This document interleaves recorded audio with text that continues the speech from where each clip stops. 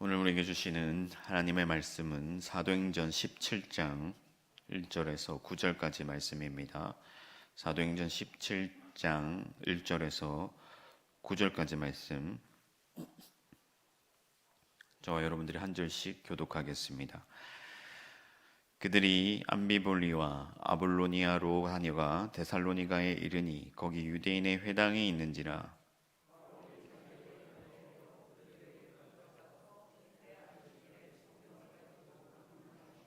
뜻을 풀어 그리스도가 해를 받고 죽은 자 가운데서 다시 살아나야 할 것을 증언하고 이르되 내가 너에게 전하는 이 예수가 곧 그리스도라 하니,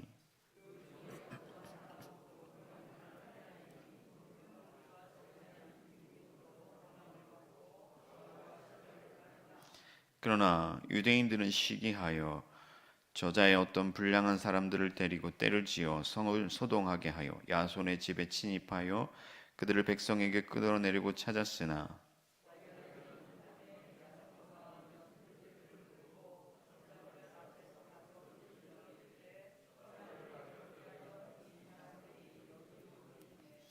야손이 그들을 맞아들였도다. 이 사람들이 다 가이사의 명을 거역하여 말하되 다른 임금 곧 예수라 하는 이가 있다 하더이다 하니. 함께 읽겠습니다. 야손과 그 나머지 사람들에게 보석검을 받고 놓아주니라. 아멘. 바울의 2차 전도 여행을 살펴보고 있습니다. 이 바울이 빌립보에서 심한 고난을 받았으나 하나님의 은혜로 그 고난 가운데서 구원을 받고 충만해졌어요. 충만한 이 바울 일행이 데살로니가로 오니까 갈목할 만한 어떤 열매들이 나타났습니다. 그런데 바울이 이곳에서 사역한 기간은 약 3주 정도밖에 되지 않습니다. 바울 일행을 향한 어떤 박해가 있었고 거의 대부분의 도시들에서 그런 일들이 있었지만 어쨌든 바울 일행을 붙잡아서 또 넘겨주려는 사람들이 있었기 때문에 바울은 급히 그곳을 떠날 수밖에 없었습니다. 그래서 안타까움을 느꼈던 이 바울이 디모데를 파송하게 되죠. 데살로니가에 돌아온 디모데로부터 좋은 소식을 듣습니다. 이 데살로니가 교회가 믿음과 사랑 안에서 잘 성장하였다, 그런 보고를 받게 된 것이죠. 그래서 바울은 크게 기뻐하면서 이 데살로니가 교회가 마게도냐와 아가야에 있는 모든 믿는 자들의 본이 되었다라고 칭찬을 합니다. 그러니까 이 데살로니가 교회는 충분한 목회를 받지 못했어요. 충분한 목회를 받지 못했고 외부로는 심각한 박해가 있었습니다.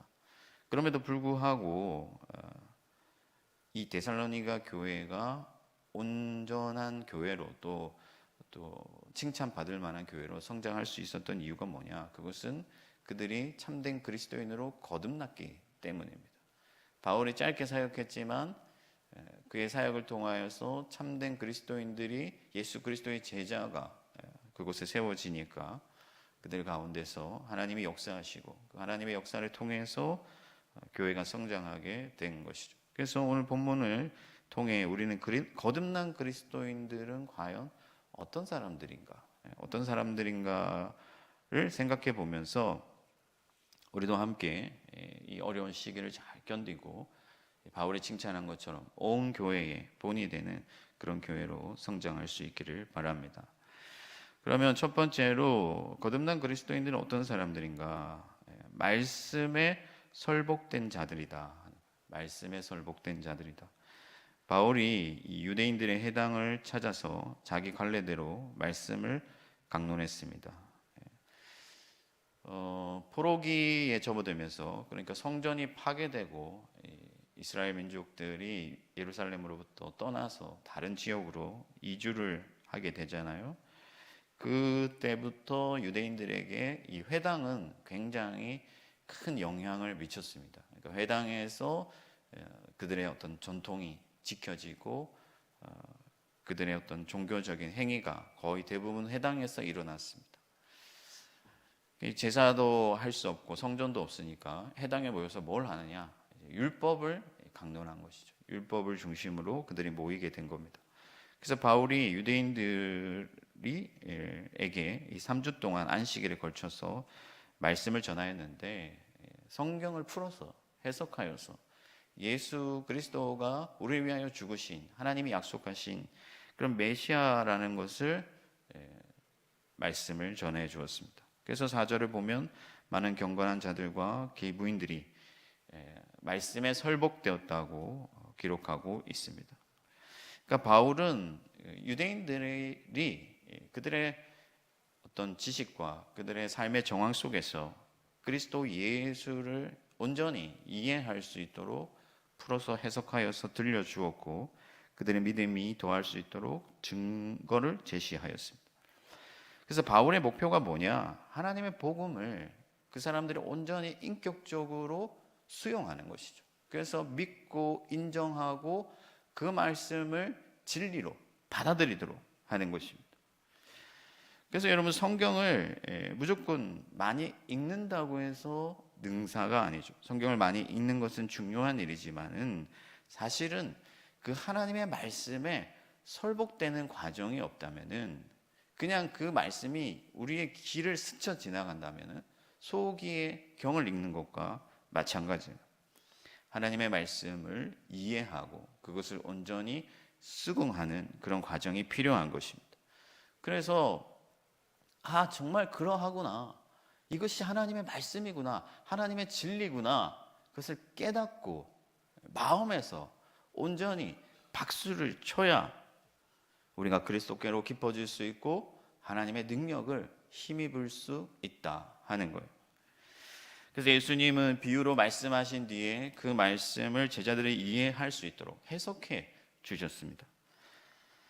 물론 제자들은 성령을 받은 이후에야 그 말씀을 온전히 이해할 수 있었고 바울도 이 성령으로 충만했고 그래서 그 성령이 말씀과 함께 역사할 때 그들이 변화가 된 것이지만 그 전에 우리의 인격 속에서 그 수긍하는 그것을 이 말씀을 이해하고 온전히 받아들이는 그런 과정도 요구된다 하는 것이죠.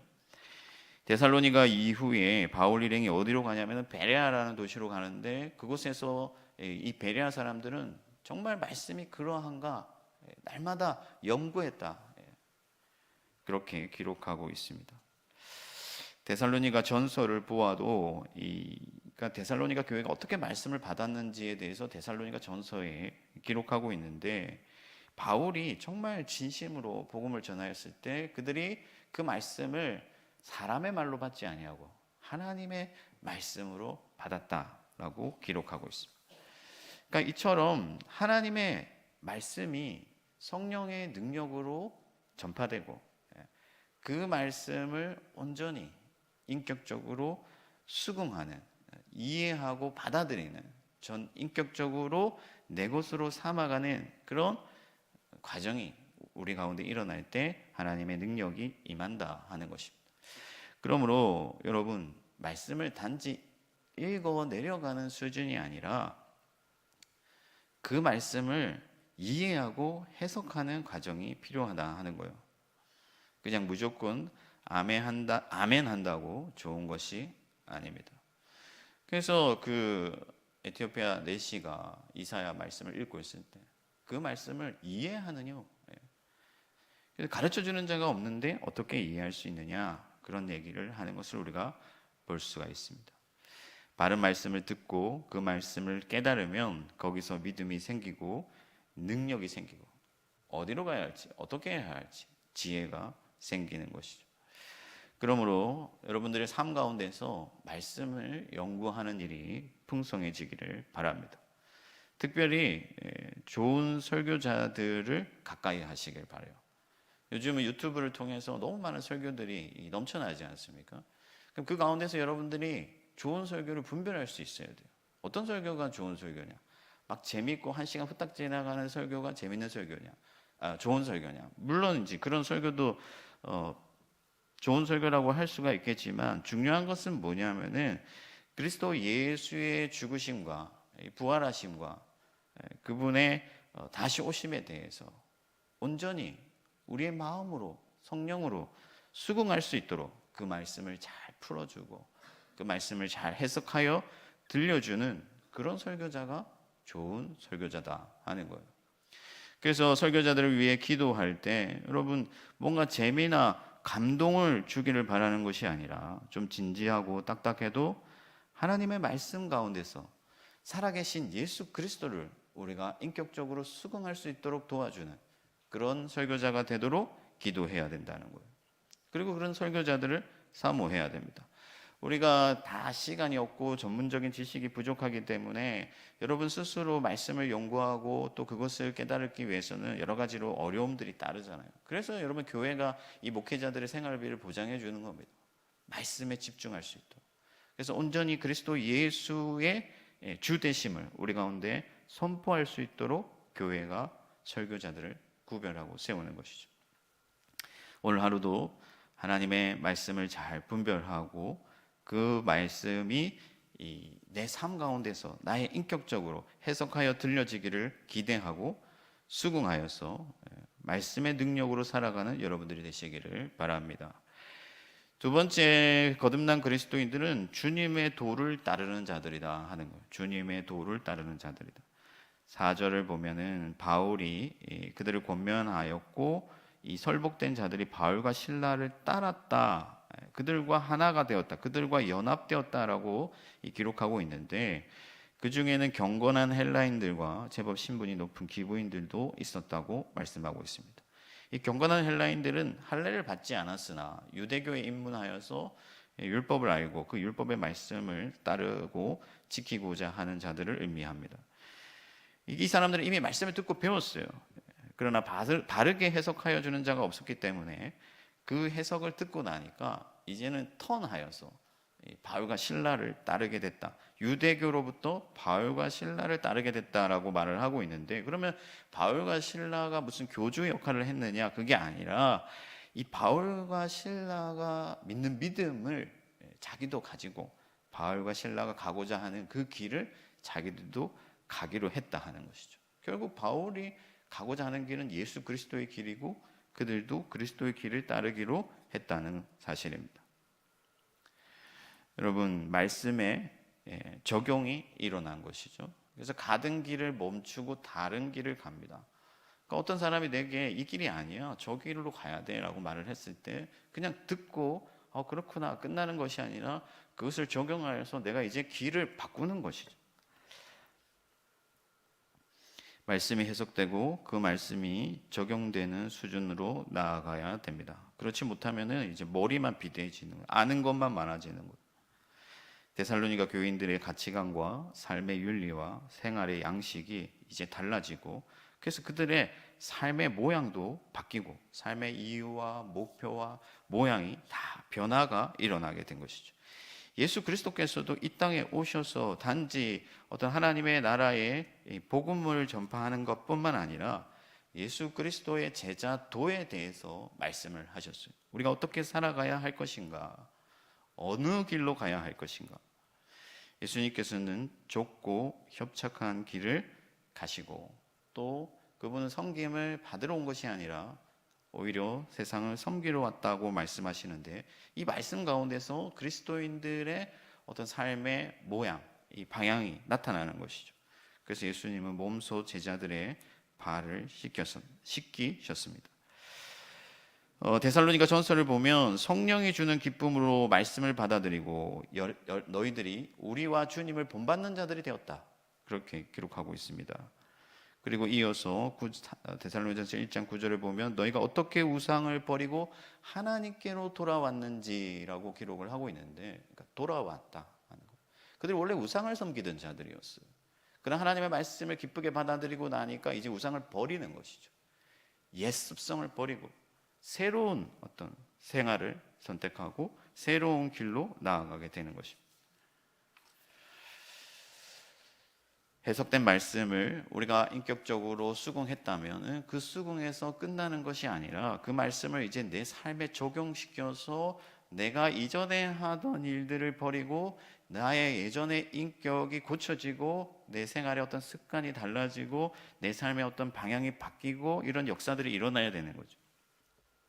그래야 진정한 그리스도인이다. 거듭난 그리스도인이라고 말할 수가 있는 것입니다. 여러분, 우리가 예수를 주로 인정하고 그리스도 예수의 죽으심과 부활하심을 온전히 믿는다면 우리의 삶이 어떻게 그대로일 수가 있겠습니까? 여러분, 오늘 이 새벽에 여러분들이 하나님의 말씀으로 정말 도전을 받는다면, 살아계신 하나님이 다시 오실 것을 믿는다면, 예수 그리스도가 우리를 영접하러 오시려 믿는다고 한다면 어떻게 우리의 삶이 바뀌지 않을 수가 있겠습니까? 세상 사람들과 어떻게 같은 길을 걸어갈 수가 있겠냐 하는 것이죠. 여러분, 바울은 받는 것보다 주는 것이 복이 있다, 그렇게 말씀을 했어요. 이것이 그리스도의 길이죠. 여러분, 제가 목사다 보니까 다른 사람들이 저를 대접하기를 많이 합니다. 비교적 많이 하는 편이죠. 그런데 여러분, 그 대접에 익숙해지고 그 대접받는 것을 좋아하고, 그래서 여러분 누가 대접 안 해주면 섭섭하고 그러면요, 망하는 거예요. 저는 그래서 라면 하는 그릇이라도 여러분 받은 게 있으면 대접하려고 하고, 어쨌든 제가 가진 것으로 나눠주려고 힘을 써요. 그게 이유가 뭐냐면은, 결국에 목사도 한 사람의 그리스도인이고 거듭난 그리스도인이 가는 길은 받는 것보다 주는 것을 즐거워하는 거예요. 세상의 사람들은 받는 거 좋아하죠. 그러나 그리스도의 제자들, 거듭난 그리스도인들은 나누는 것을 좋아하는 거예요. 삶이 바뀌는 거예요. 세상 사람들과 달라지는 거예요. 그래서 여러분, 나눠줄 때 기쁨을 느끼면 살아계신 하나님의 그 성령을 체험하고 하나님이 내 안에 있는 것을 경험하고, 그러면 거기서 능력이 나타나는 거예요. 하나님의 말씀대로 살지 않기 때문에 우리가 능력을 경험하지 못하는 것이지, 우리가 십자가를 지고 예수 그리스도의 말씀을 따르고 좁고 협착한 길을 걸어가면 내 안에서 성령이 역동하시고 그 성령을 체험하는 자들마다 힘있게 하나님의 나라를 건설하게 되는 줄 믿습니다. 저와 여러분들이 말씀을 깨닫고 그 말씀을 토대로 우리의 삶의 모양을 바꾸어서 날마다 하나님의 능력을 경험하게 되기를 바랍니다. 마지막 세 번째는, 참된 그리스도인들은 어떤 자들이냐? 기꺼이 고난을 받는 자들이다. 기꺼이 고난을 받는 자들이다. 5절 이후로 보면 유대인들이 시기가 일어나서, 그러니까 이제 경건한 헬라인들과 기부인들, 높은 직급에 있는 사람들이 유대교를 따랐는데 어느 날 갑자기 바울과 실라를 따르는 것을 보니까 시기가 일어나서, 사실 실상 그들이 유대인이라고 하지만 사단의 종들이기 때문에 하나님의 복음을 반대하는 거죠. 괴롭히는 거죠. 여러분, 사단은 하나님의 복음이 전파되고 하나님의 나라가 확장되는 것을 기뻐하지 않습니다.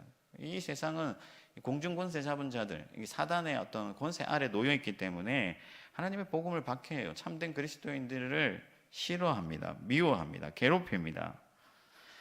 바울과 실라도 고난을 여러 도시 가운데서 당하였고, 오늘 보면 야손과 그의 형제들이라는 사람이 등장하는데, 이 사람들이 바울을 영접한 자들이에요. 그래서 바울을 영접했다는 이유로 고난을 당합니다. 애매히, 억울하게 고난을 당하죠. 그래서 보습금을 지불, 손해가 난 것이죠. 그러면 여러분, 이 야손이라는 사람이 그런 분위기를 몰랐을까? 바울이 빌립보에서 어떤 일을 당했는지 몰랐을까? 알았단 말이에요. 그럼에도 불구하고 바울과 그 일행들을 영접한 것이죠. 기꺼이 고난받는 것을 감수한 것이죠. 여러분, 하나님이신 예수 그리스도가 이 땅으로 내려오신 일 그 자체가 고난이에요. 역경이에요. 내려놓음입니다. 손해를 감수하는 일입니다. 그리고 그분은 끝내 십자가를 지셨습니다. 하나님 나라와 그분의 영광을 위하여 세상이 그리스도 예수를 멸시하고 조롱하고 미워하고 끝내 십자가에 못 박으려 했으나 그것을 기꺼이 감수하신 것이죠. 초대교회의 역사는 여러분 고난의 역사라고 할 수가 있습니다. 얼마나 많은 일들이 있었습니까? 바울도 매 맞고 파선하고 옥에 갇히고, 그러나 그 고난을 기꺼이 감수할 만한 그 무언가가 있기 때문에, 하나님의 나라의 영광과 그분의 생명이 있기 때문에, 영생이 우리에게 있기 때문에, 그리스도 예수의 그 크신 사랑이 우리에게 있기 때문에 기꺼이 고난을 감수하는 것이죠. 데살로니가 전서 3장 4절을 보면요, 바울이 이 데살로니가 교회를 향해서 너에게 고난이 있을 것이라고 미리 말하였고 실제로 그러하였으나 너희가 그 고난을 잘 견뎠다라고 말하고 있습니다. 여러분, 복음을 받을 때 좋은 일이 있을 것이다 라고만 말한다면 그것은 반쪽짜리 복음이에요. 여러분, 예수 그리스도께서는 세상이 너희를 미워할 것이라고 말씀하셨어요. 말씀에 순종하면 복을 받고 세상에서 잘 나가면 좋은데 예수님은 그렇게 말씀하시지 않았습니다. 너희가 애매히 고난을 당할 수 있다. 그러나 그것을 참으면, 견디면, 이기면 아름답다. 세상은 여전히 악한 권세 아래에 있습니다. 여러분, 세상에서 일어나는 일들을 보십시오. 얼마나 악합니까? 그러나 이 악한 세상에서 한 줄기 빛을 쫓아서 그리스도 예수를 따라간다면은 복음 때문에 고난을 받게 되고 그 고난을 이기면 거기서 능력이 나타난다 하는 것이죠. 여러분, 지하철에 사람들이 엄청 많이 가잖아요. 예전에 제가 서울에 처음 도착해가지고 지하철에서 내렸는데 사람이 너무 많은 거예요. 근데 사람들이 막 뛰어가더라고요. 다음 지하철 타기 위한 거겠죠. 근데 저는 지하철이라는 걸 잘 타본 일이 없기 때문에 사람들이 막 뛰니까 저도 모르게 같이 막 따라 뛴 거예요. 그냥 막 뛰어가니까 왜 뛰지? 이러면서 저도 같이 뛴 거예요. 저는 뛸 이유가 없는데. 그렇게 여러분, 우리가 세상에 편성되는 것이 아니라 내가 가야 할 길이 분명하다면 그렇게 사람들이 밀려와도 거기를 반대해서 거슬러서 가는 것이죠. 그러면 여러분, 뭐 어깨빵도 당할 수 있고 사람들 사이에서 칠 수도 있고, 그러나 기꺼이 그 길을 우리가 마침내 걸어간다면 거기에 예수 그리스도가 우리를 영접하러 기다리시는 것이죠. 이 세상에 살아가면서 너무나도 자연스럽고 아무런 반대를 느끼지 못하고 아무런 불편을 느끼지 못하고 오히려 세상에서 편리를 누리고 살아가고 그것이 즐겁고 기쁘기만 하다면은 어떻게 우리가 복음을 위한 자들이라고 말할 수가 있겠습니까? 그리스도를 위하여 기꺼이 고난을 감수하면, 그래서 예수를 위하여 내가 애매하게 손해를 보면 거기에 능력이 나타날 줄 믿습니다. 말씀을 정리하겠습니다. 여러분, 목회 과정이 뭐 짧지만 담임 목사님 비하면은 뭐 3분의 1 정도밖에 안 되지만 여러 힘든 날들이 사실 있었습니다. 지금도 뭐 쉽지만은 않습니다. 그런데 이기고 견디고 나아가는 힘이 어디서 나오느냐? 말씀을 깨달음에서 나온다는 거예요. 그렇지. 하나님이 나와 함께 계시지. 하나님이 광야의 길을 내시지. 바다를 가르셨지. 내 앞에 바다가 갈라지지 않으면 나를 물 위로 걷게 하실 것이지라는 그 믿음에서, 그 인격적인 수용 과정 가운데에서 능력이 나온다는 거예요. 그리고 다시 한번 그 말씀을 내 마음에 새기고 내가 턴할 때, 새로움을 향하여 나아갈 때, 한 걸음 내디딜 때, 제사장들이 강물에 발을 디딜 때 그 강이 말랐던 것처럼 우리의 삶 가운데 능력이 나타난다 하는 거예요. 그리고 여러분, 복음을 위하여 살아가는 길에는 반드시 고난이 있습니다. 손해를 봅니다.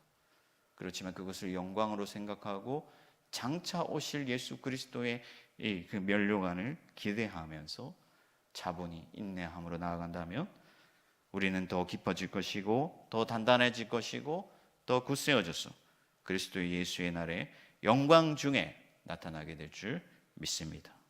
그러한 길을 걸어가시는 저와 여러분들 되기를 주님의 이름으로 축원합니다. 하늘에 계신